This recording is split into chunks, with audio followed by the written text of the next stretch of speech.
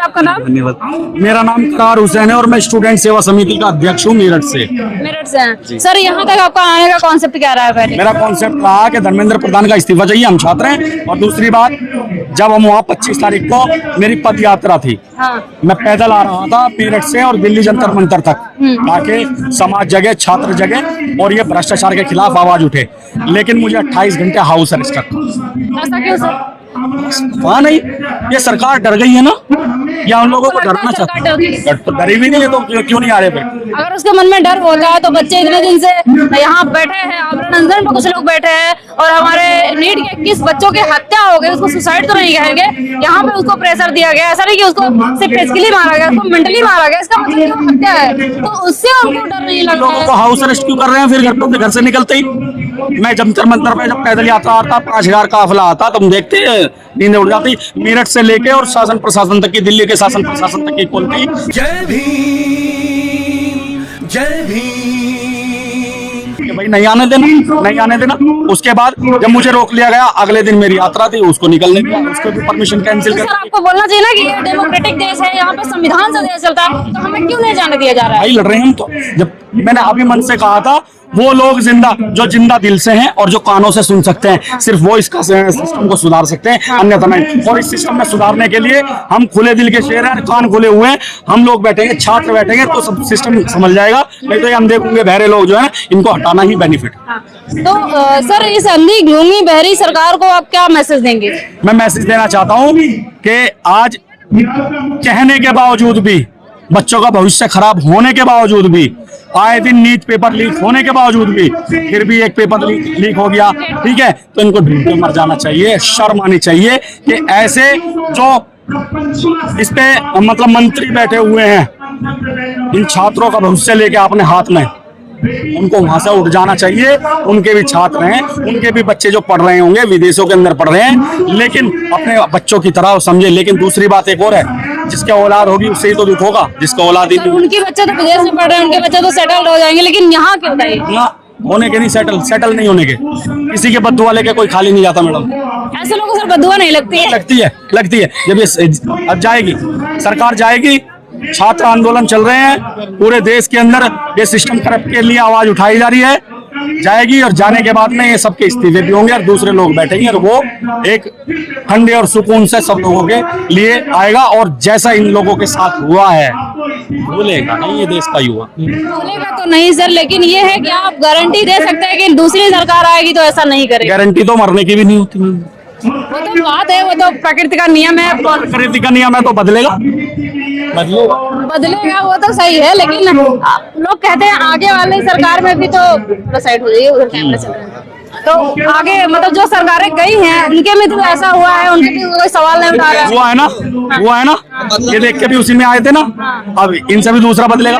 आज तक इतिहास में कोई गवाह हो जिसने आज तक देश के अंदर बिल्कुल सिग्नेचर करके रख लिया हो कि हम तो सारी जिंदगी रहेंगे? ऐसा नहीं हो सकता। वो तो अपने आप को मानते हैं। क्या बदली? छात्र बदला, माँ बाप बदले, सिस्टम बदला, देश बदला, हर एक चीज बदलती है, मरती है, जिंदा होती है। मच्छर है कुछ भी नहीं अगर हम कॉकरोच है।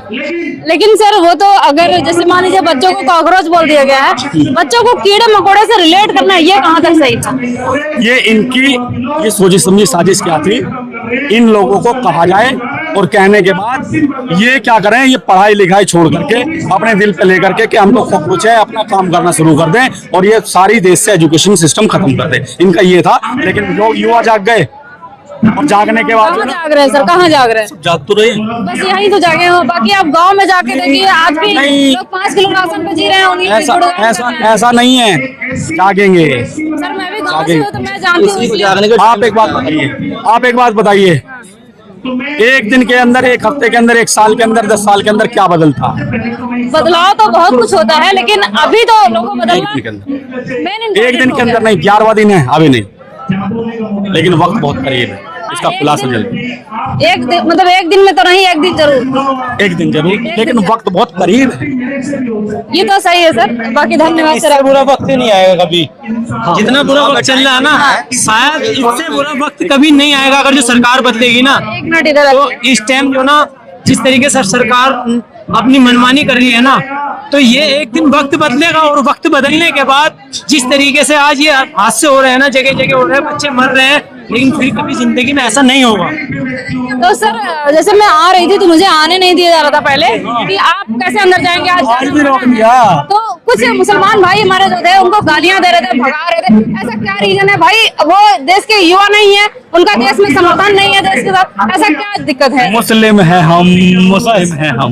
तो सर मुझे यही बता दीजिए कि ऐसी मानसिकता कैसे हो सकती है इंसान के? मानसिकता है किसी तरह से उन लोग भटकाना, ये तो पीछे लोगों को भटकाना चाह रहे हैं। ये पीछे है, हम आगे हैं, हम चलते रहेंगे, पीछे चलते रहेंगे, सरकार पीछे वाली गिर जाएगी।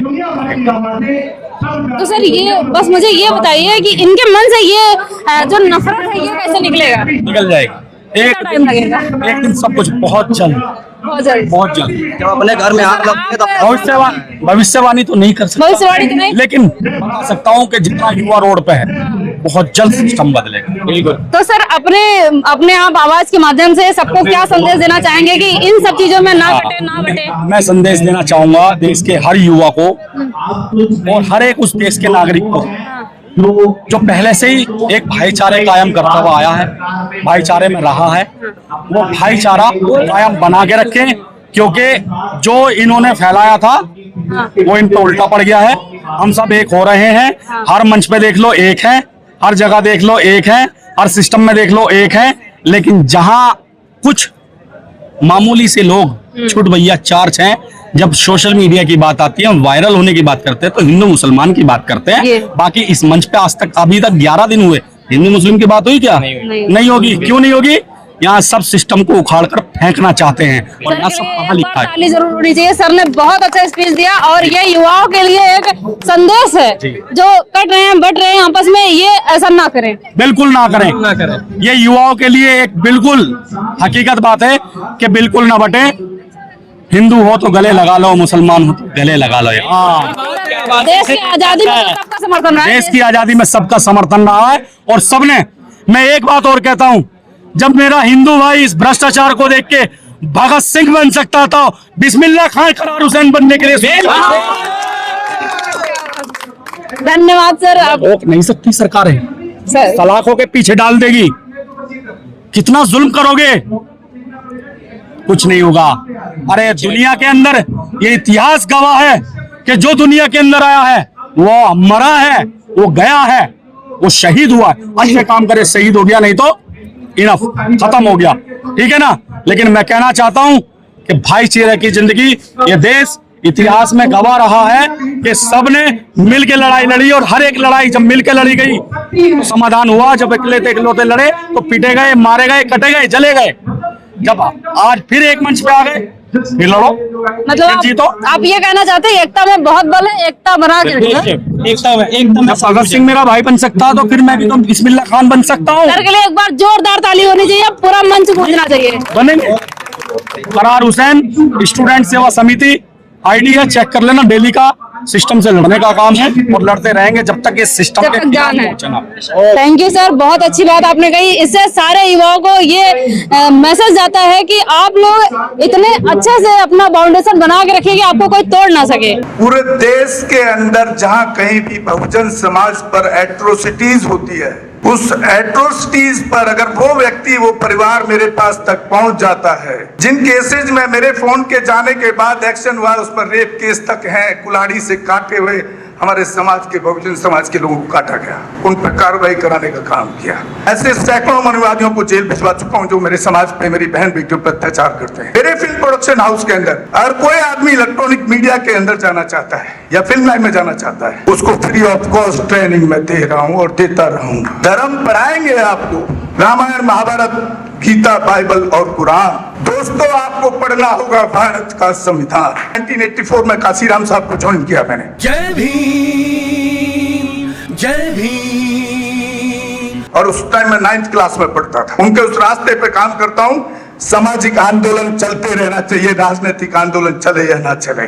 ना बिकता हूँ, ना मुझे कोई खरीद सकता है, ना समझौता करता हूँ। सिर्फ 18 घंटे काम करता हूँ। जब तक मेरे समाज के, बहुजन समाज के पीड़ित व्यक्ति को न्याय नहीं मिल जाता, तब तक मैं बाबा साहब के विचारों और संविधान पर चलता हूँ। 9810085714 गांव की घटना है, ठाकुरों ने राइफल से गोली चलाई, मारने का प्रयास किया, सिर्फ बारात चढ़त के ऊपर की इस रास्ते से बारात नहीं चढ़ गई, ठाकुरों का रास्ता है। सारे चैनल को बोला कि भाई स्टोरी चला दो, किसी कोई चैनल पे स्टोरी चलाने के लिए तैयार नहीं होगा। कौन से बहुजन समाज को न्याय दिलाने की बात कर? काशीराम साहब कहते थे कि मैं किसी की शादी में नहीं जाऊंगा, किसी के फंक्शन में नहीं जाऊंगा, किसी के घर नहीं जाऊंगा, ना शादी करूंगा, ना गए कभी। जो संगठन जो राजनीतिक लोग चला रहे, वो अपने घर में पहले सुरक्षा और बंगला और पैसे का और बड़ी कार का इंतजाम कर रहे हैं, उस पर भी आपको सोचना चाहिए। फिल्म लाइन और इलेक्ट्रॉनिक मीडिया में इस समाज के लोग, जो पुअर सेक्शन है, पुअर कास्ट जिसको कहते हैं, SC ST OBC माइनॉरिटी, एक भी चैनल का कोई भी मालिक इस देश के अंदर आज तक नहीं है। क्यों नहीं है? हमारे चैनल